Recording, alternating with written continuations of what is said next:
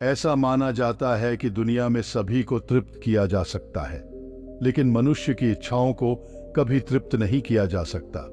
झोपड़ी में रहने वाला व्यक्ति महलों के सपने देखता है और महलों में रहने वाला व्यक्ति सारे शहर को अपना घर बनाना चाहते हैं। यह वही इच्छाएं हैं जो कभी शांत नहीं होती और इन्हीं के कारण मनुष्य जीवन में कभी सुखी और शांत नहीं हो पाते। दोस्तों, गौतम बुद्ध की शिक्षा हर किसी के जीवन को नई दिशा दे सकती है। दोस्तों, एक समय की बात है। भ्रमण करते करते गौतम बुद्ध एक गांव में पहुंचे। गांव वालों ने बड़ी ही प्रसन्नता के साथ बुद्ध का स्वागत किया, उन्हें भोजन इत्यादि उपलब्ध कराया। गांव वालों ने बुद्ध के लिए तरह तरह के व्यंजन और सुख सुविधाओं का इंतजाम करवाया। हालांकि गौतम बुद्ध को इन सबसे कोई मतलब नहीं था। उन्होंने साधा और उतना ही भोजन किया जितने में उनका पेट भर सकता है। अन्य व्यंजनों और सुख सुविधाओं का उन्होंने त्याग कर दिया। गांव वालों को इस बात का बुरा लगा, लेकिन फिर भी किसी ने गौतम बुद्ध के सामने कोई प्रश्न नहीं किया। गौतम बुद्ध ने गांव वालों को बड़ा ही सुंदर उपदेश सुनाया, साथ ही इच्छाओं को सीमित रखने की बात भी बताई। उपदेश को सुनकर गांव के एक व्यक्ति के मन में कई प्रश्न उठे। उसने गौतम बुद्ध से तुरंत प्रश्न किया कि किस प्रकार के व्यक्ति इस संसार में सबसे अधिक सुखी माने जाते हैं। तब गौतम बुद्ध ने कहा कि यहाँ पर भांति भांति प्रकार के लोग बैठे हुए हैं। किसी के पास एक घर है तो किसी के पास 2 घर है, किसी के पास एक सप्ताह का पर्याप्त भोजन है तो किसी के पास 1 साल का पर्याप्त भोजन है। तुम देखना, अभी मैं यहाँ बैठे सभी व्यक्तियों से उनकी इच्छाएं पूछता हूँ, इसके बाद तुम्हें तुम्हारे प्रश्न का उत्तर मिल जाएगा। गौतम बुद्ध ने एक एक करके वहां बैठे सभी व्यक्तियों से उनका लक्ष्य और इच्छाएं पूछना प्रारंभ किया। सभी ने अपनी अपनी इच्छाएं बताई।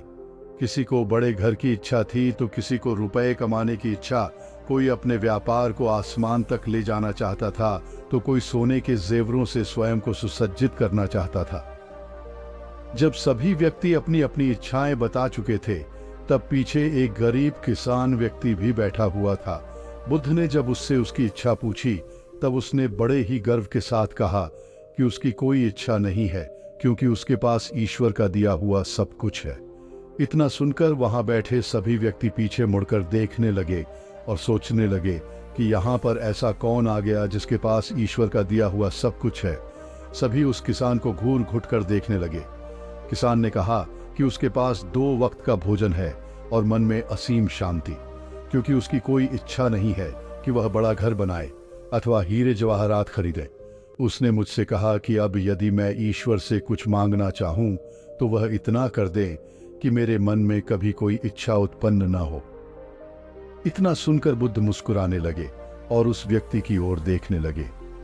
बुद्ध से यह प्रश्न किया था उन्होंने उस व्यक्ति की ओर देखते हुए कहा कि यहाँ बैठे सभी व्यक्तियों में से सबसे सुखी और संपन्न व्यक्ति वह किसान ही है, जिसकी कोई इच्छा नहीं है। वह अपनी सभी इच्छाओं को पूर्ण कर चुका है।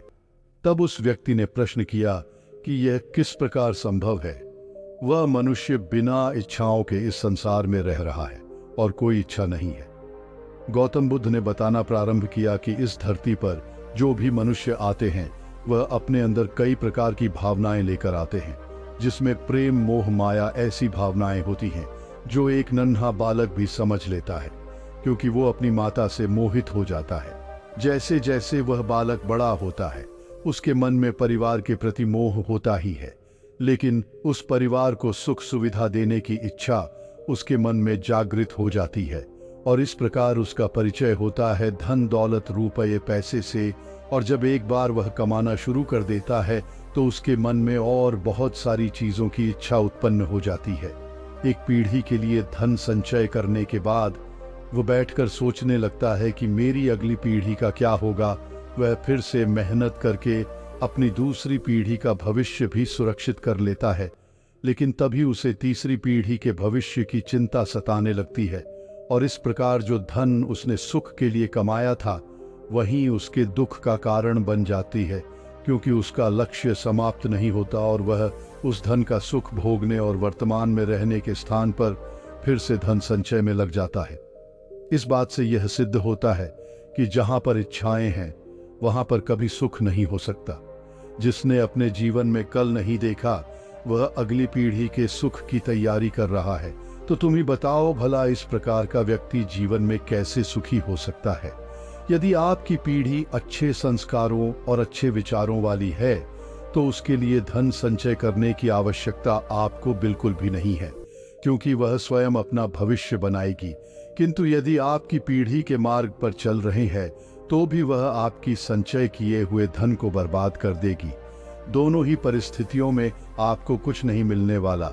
इसलिए अपने सुख के लिए प्रयास करें और अपनी इच्छाओं को आवश्यकता अनुसार ही रखें। वर्तमान में जिए, यह सोचे कि यह मेरे जीवन का आखिरी दिन है और मुझे इस खुशी से जीना है। जिस दिन आपके मन में यह विचार आ जाएगा कि मेरी आपसे कोई इच्छा नहीं है, उस दिन आप इस धरती के सबसे सुखी व्यक्ति होंगे। इस प्रकार गौतम बुद्ध ने सभी गांव वालों को यह बताया कि जहां पर इच्छाएं हैं, वहां सुख नहीं हो सकता। सभी गांव वालों ने गौतम बुद्ध को इतनी महत्वपूर्ण बातें बताने के लिए धन्यवाद दिया। एक लक्ष्य को पूरा करने के बाद दूसरा लक्ष्य, और दूसरे लक्ष्य को पूरा करने के बाद तीसरा लक्ष्य, मनुष्य का जीवन इन्हीं सब के बीच में समाप्त हो जाता है। और फिर अंत में वह प्रश्न करता है कि उसे सुखी जीवन क्यों नहीं मिला, जबकि सुखी जीवन के लिए तो मनुष्य स्वयं ही जिम्मेदार होते हैं। कैसे मिलेगा सुखी जीवन जब मनुष्य द्वारा उसका चुनाव ही नहीं किया गया?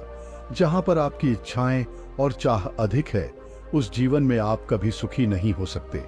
इसलिए यदि सुखी जीवन जीना चाहते हैं, तो अपनी चाहतों को कम कर दें और जो मिला है उसका कृतज्ञता के साथ आनंद उठाएं और जीवन को संतुष्टि की भावना के साथ जीना चाहिए। उम्मीद करते हैं आपको ये वीडियो पसंद आई होगी। तो दोस्तों, वीडियो को एक प्यारा सा लाइक कर दे और चैनल को सब्सक्राइब कर लो। नमो बुद्धाय।